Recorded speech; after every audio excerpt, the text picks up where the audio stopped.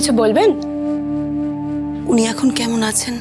হ্যাঁ, উনি এখন আগের থেকে অনেকটাই ভালো আছেন। কালকে তো ওনার স্টেইন বসবেন। স্যার নিশ্চয়ই বলেছেন আপনাদেরকে? হ্যাঁ, বলেছেন কালকেই তো বসবে। হ্যাঁ, as early as possible. Sir একদম ওনার ব্যাপারটা ফেলে রাখতে চান না। আমার একটা কথা বলার ছিল, উনি কি ঘুমোচ্ছেন? হ্যাঁ, উনি তো একটু আগে জেগেই ছিলেন। আপনি বলুন। বাই দ্য ওয়ে, আপনি কি ওনার ওয়াইফ? না না, থাক, আমি বিরক্ত করতে চাই না, আমি বাইরে দাঁড়াচ্ছি। না না, অ্যাকচুয়ালি এখন স্যারের কাছে থাকা নিয়ে কোনো রকম রেস্ট্রিকশন নেই। আপনি আসুন না, ভেতরে আসুন। না থাক, আমি শুধু দেখতে এসেছিলাম, খবরটা নিতে এসেছিলাম, আমি বাইরে আছি। সিস্টার, হ্যাঁ স্যার, কিছু লাগবে? ওনাকে একটু ভিতরে আসতে বলবেন প্লিজ। হ্যাঁ স্যার, আমি তো অনেকক্ষণ থেকেই ম্যামকে বলছি। আসলে ম্যাম বোধহয় ভাবছেন এখানে বসা রেস্ট্রিক্টেড, তাই জন্য আমি আসতে বলছি ম্যামকে। Thank you. ম্যাম, আপনি আসুন।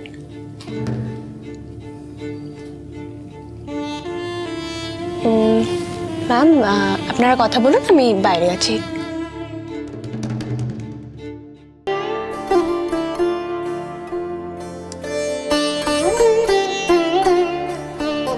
আমার কাছে একটু বসবে প্লিজ।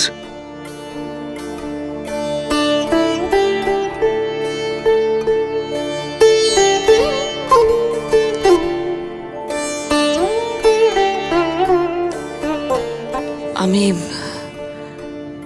আমি খবরটা নিতে এসেছিলাম। আই এম সরি, তোমাদের আনন্দে বিঘ্ন ঘটিয়ে ফেললাম।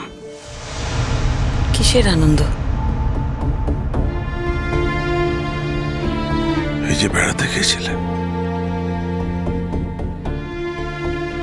হঠাৎ করে চলে আসতে হলো। নিশ্চয়ই ডিঙ্কা বা দিঠিককে খবর দিয়েছিল। তোমার এত কথা বলার তো কোনো দরকার নেই। ডাক্তার কি এত কথা তোমাকে বলতে বলেছেন? না, আর একটু কথা বলি না, কে জানে হয়তো এরপর আর কথা বলার সুযোগ পাবো না। এই সমস্ত কথা বলার মানে কি আমি একদম বুঝতে পারছি না। আমি কিন্তু এখানে তামাশা করতে আসিনি, তামাশা দেখতেও আসিনি। সে তামাশা, আমার জীবনটাই একটা তামাশা। শ্রীময়, আমার না মাঝে মাঝে মনে হয় আমার মতন একটা উৎপাত এই পৃথিবী থেকে চলে যাওয়াই ভালো। অনেক সমস্যার সমাধান হয়ে যাবে, বেস্ট সলিউশন। আমি অপদার্থ, অক্ষম, উৎপাত ছাড়া আর কি। আচ্ছা ঠিক আছে, এখন তো এইসব কথাগুলো বলার কোনো দরকার নেই। যত তাড়াতাড়ি সম্ভব সুস্থ হয়ে উঠতে হবে। আমি না একটা কথা কিছুতেই বুঝতে পারছি না, জানো? এই সিদ্ধান্তটা কার? কে আমাকে এখানে ভর্তি করলো? এতগুলো টাকা, সদ্য আবার চাকরিতে জয়েন করেছি। আমার মেডিক্লেমটা এখনই অ্যাক্টিভেটেড হবে কিনা সেটাও তো জানি না। তুমি ওসব চিন্তা করো না, যেমন করে হোক একটা ব্যবস্থা ঠিক হয়ে যাবে। কি করে সব সামলানো যাবে বলো তো? এতগুলো টাকার ব্যাপার, বাবা একা কি করে সামলাবে? বাবার তো এই কটা টাকা পেনশন। যদি আমি জানি বোধহয় বাবাই জোর করে ভর্তি করেছে। আচ্ছা, আমি একটা কথা বুঝতে পারছি না, তোমার তো এখন এইসব কথা ভাবার সময় নয়। জানি এগুলো এখন আমার বাবার কথা না,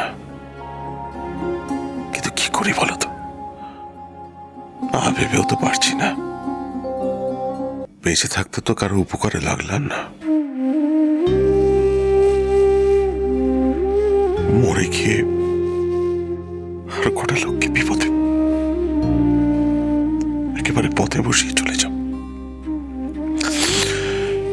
এটা ভাবতে খারাপ লাগছে। করতে পারোনি মানে?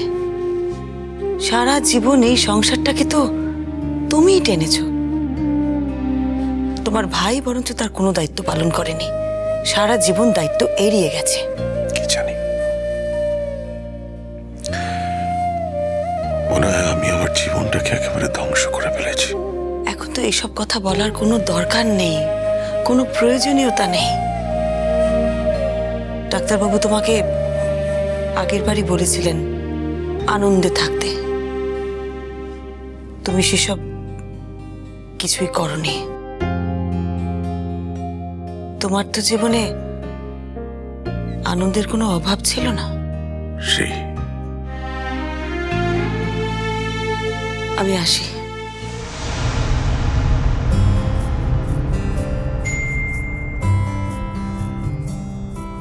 ছিল সুখী গৃহকোণ, সবাইকে ভালোবেসে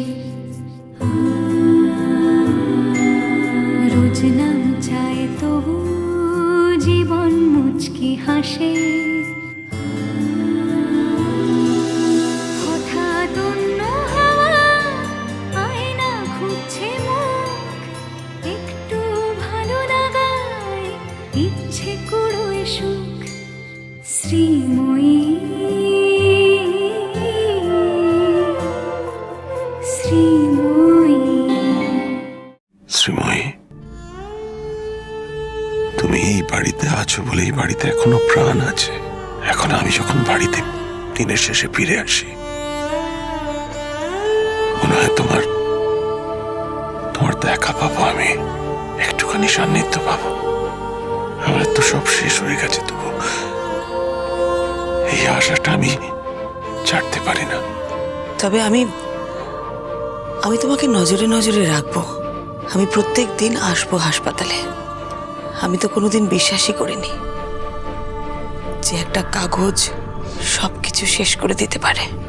একটা কাগজ দিয়ে তো আমাদের সম্পর্ক শুরু হয়নি, আমাদের 26 বছরের সম্পর্ক সব শেষ করে দেবে।